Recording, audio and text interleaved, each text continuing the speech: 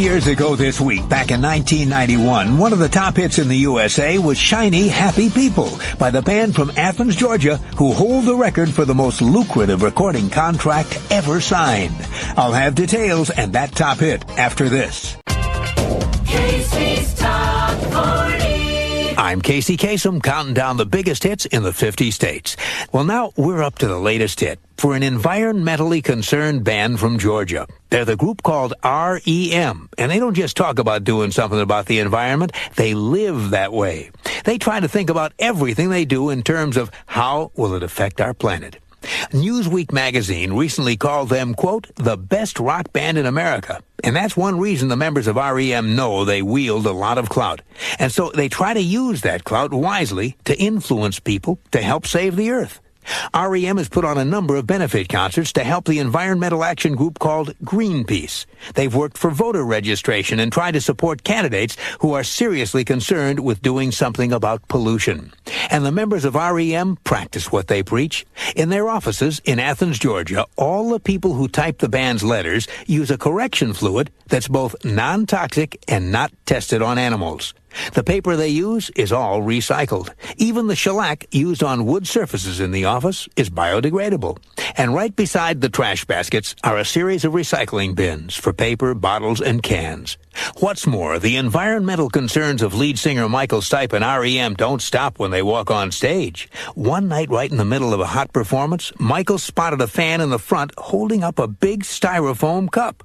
Michael stopped the concert dead and explained to the fan and everyone else at the concert how styrofoam is hurting the world, how important recycling is, and how we should each do everything we can to help save our planet. This week, the band that goes to great lengths to put their environmental philosophy into action is enjoying the success of their third Top 40 hit. American Top 40. This next band's lead singer recently made his acting debut in a special on the Nickelodeon cable channel. It was called The Adventures of Pete and Pete, What We Did on Our Summer Vacation. Michael Stipe had a co-star, Kate Pearson of the B-52s, and irony of ironies, they're singing together right here at number 10. American Top 40. Shadoe Stevens and the old AT40 numbers dance all the way to number 1. We're up to number 17, latest from REM. Their guitarist shows you just how far somebody can come. Before scoring big with REM, Bill Berry's job experience included washing dishes and cleaning toilets. Not at all satisfied with the way his life was going, he taught himself how to play guitar. He says, our first 10 songs all started with an A chord. Well, they've come a long way, and this one starts with a D chord. Counting them down with Casey Kasem. On Casey's Top 40, I'm David Perry for Casey Kasem. Now we're up to the latest top 10 for REM, a band whose main writer says he no longer tries to explain the meaning of his songs, because sometimes that meaning is a big disappointment to his fans. Michael Stipe, the lead singer and main writer for REM, has put together some of the most enigmatic, puzzling songs around. Those songs are open to all sorts of interpretations, thanks to strange lyrics and complex and mysterious plays on words. Michael used to try and explain to people what his songs were about, but he says he stopped because fans were inevitably disappointed when they discovered the real significance of his lyrics.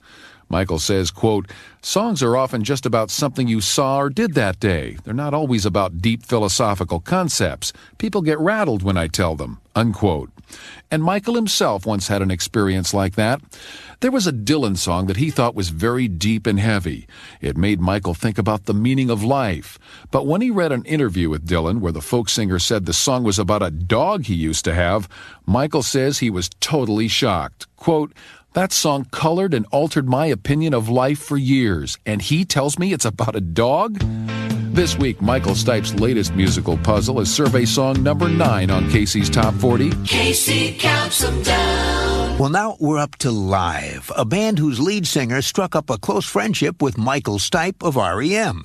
And they both made a solemn promise, a promise that led them to shave all their hair off. That friendship began a couple of years ago when Michael Stipe dropped by backstage after a club performance by Live. Michael loved the group's style, and he found that he had a lot in common with their lead singer, Ed Kowalczyk. The two alternative rockers both liked the same music, and they both had a similar philosophy of how music was to be presented. The performer should never get in the way of the songs. Over the months, Ed and Michael spoke often on the phone. And during one of those conversations, they decided they wanted to cut away all complications when it came to their hair. Because so many rock stars had so much hair, they decided to have none at all. Michael and Ed made a solemn promise, a vow that as long as the other one did, each of them would shave his head. And that's exactly what happened. Well, sort of. Michael shaved his head completely, but Ed left one part unshaven, his long ponytail that he's been carefully growing for years. Another thing that's been growing for years is the popularity of Ed Kowalczyk's band Live. America's Top Hits. 9 years ago this week, back in 1991, one of the top hits in the USA was by the band from Athens, Georgia, who hold the record for the most lucrative recording contract ever signed. In the past, there's been a lot of talk about multi-album and multi-million-dollar contracts going to super acts like Michael Jackson, Madonna, and Aerosmith. Just a few years ago, Janet Jackson earned the record for the biggest contract ever signed by a solo act, a deal that promised her $70 million for her next 6 albums. Not bad. But soon after, the band called REM upped the ante with a deal that was $10 million better. They're getting $80 million, and not for 6 albums, but just 5. The largest recording contract ever, or at least so far. American Top 20. Top 20. We're counting down the week's top hits from 20 to number 1. Well, now we're up to a hit by REM, a band whose leader, Michael Stipe, is being interviewed on a new TV series. Nothing unusual about that, except the interviewer is a famous Italian chef. The series is called Iconoclasts, and it debuts in November on the Sundance Channel. The idea of the show is to pair creative people from different worlds, and the result are interviews that aren't the same old, same old. The pairings include actor Samuel L. Jackson and basketball legend Bill Russell, fashion designer Tom Ford, and artist Jeff Koons, and what may be the strangest of them all, Italian chef Mario Batali and Michael Stipe of REM. Or at least it might seem like the strangest pairing. But as it turns out, the chef and the musician have been fans of each other for a long time. In fact, Michael Stipe is quoted on the dust jacket of one of Mario Batali's cookbooks. He writes, quote, "If food could rule the world, Mario Batali would be emperor. In fact, he is." Unquote. Now here's iconoclast Michael Stipe with REM and a hit from 1989 called Stand. With an extra here on AT20, that's REM with a song from 1989, Stand. I'm Casey Kasem, now on with the survey. Casey's Coast to Coast.